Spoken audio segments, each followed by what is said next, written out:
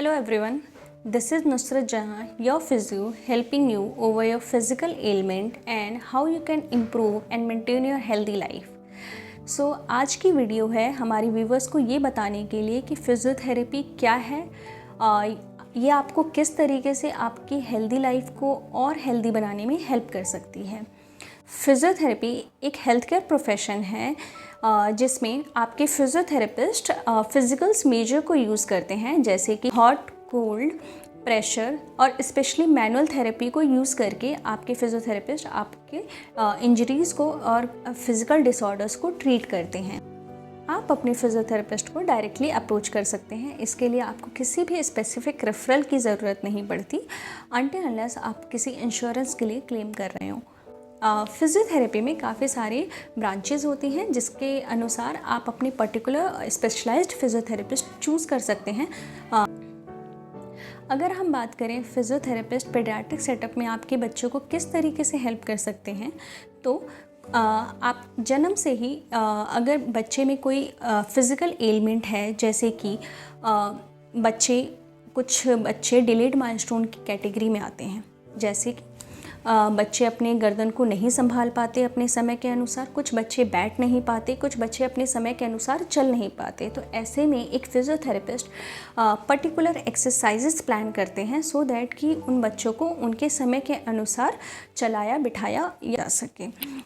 इसी तरीके से टॉर्टिकोलिस एक कंडीशन है जिसमें बच्चों की गर्दन टेढ़ी हो जाती है इस तरीके से, तो उसमें कुछ स्ट्रेचिंग एक्सरसाइजेज प्लान की जा सकती है। इसके अलावा डाउन सिंड्रोम, ऑटिज़म में सेंसरी इंटीग्रेशन दी जाती है ताकि बच्चों के सेंसेशंस को नॉर्मलाइज किया जा सके।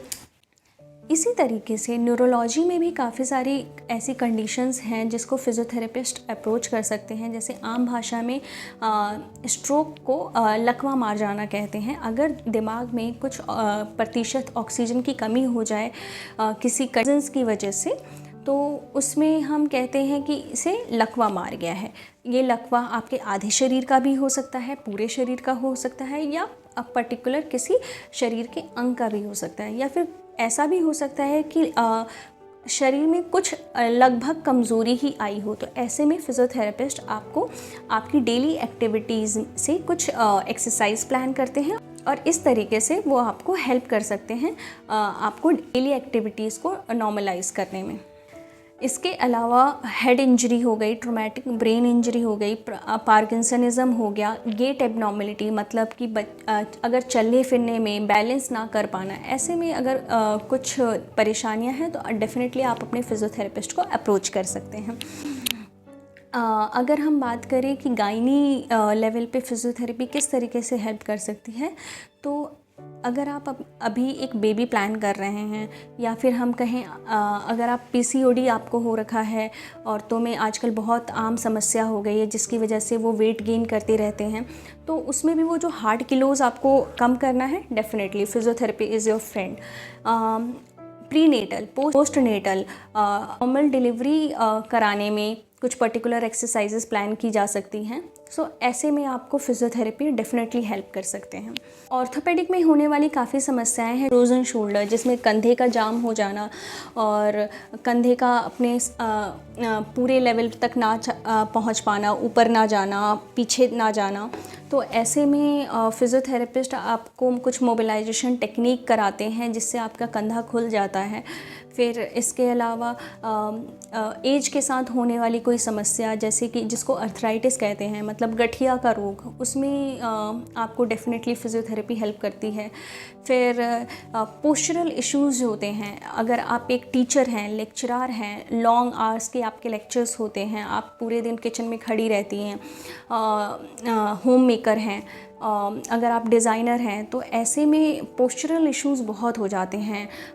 हमारा निकल आता है, लोअर बैक पेन हो जाता है, तो इसको ट्रीट करने के लिए कुछ एक्सरसाइजेस प्लान की जाती हैं और फिजियोथेरेपी हमारी काफ़ी हेल्पफुल होती है। ऐसे में फिजियोथेरेपी स्पोर्ट्स में भी काफ़ी हेल्पफुल होता है। अगर आप एक प्लेयर हैं और रोज़ आपको खेलना होता है, फिर रिकवर करना होता है, उसके बाद अगेन एक मैच है, तो ऐसे में फिज़ियोथेरेपी आपके एंड्योरेंस लेवल को बढ़ाने में हेल्प करती हैं।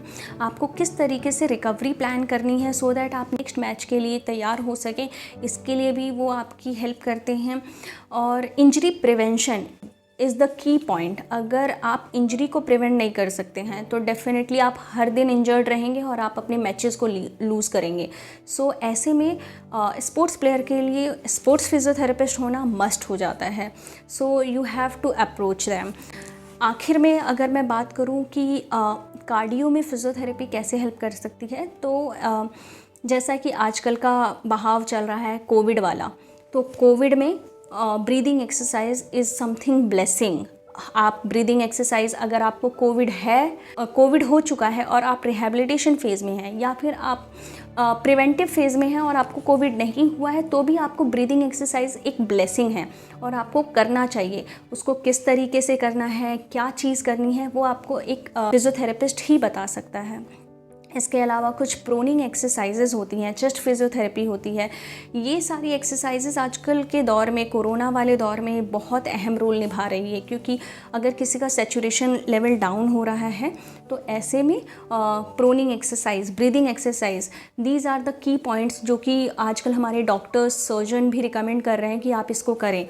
तो ऐसे में हम फिज़ियोथेरेपी बहुत अहम रोल निभाती है। इनफैक्ट आईसीयू में भी फिज़ियोथेरेपिस्ट का अहम रोल होता है चेस्ट फिज़ियोथेरेपी के साथ।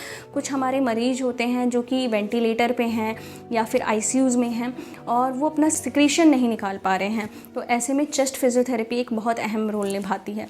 इसी तरीके से हम कह सकते हैं फिज़ियोथेरेपी आजकल के दौर में बहुत अहम रोल निभा रही है।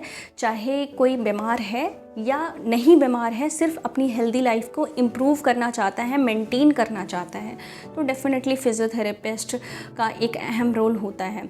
सो आज की वीडियो में सिर्फ इतना ही। मैं उम्मीद करती हूँ कि आपको इस वीडियो से कुछ इन्फॉर्मेशन मिली होगी और ये यूज़फुल होगी आपके लिए। Thank you so much.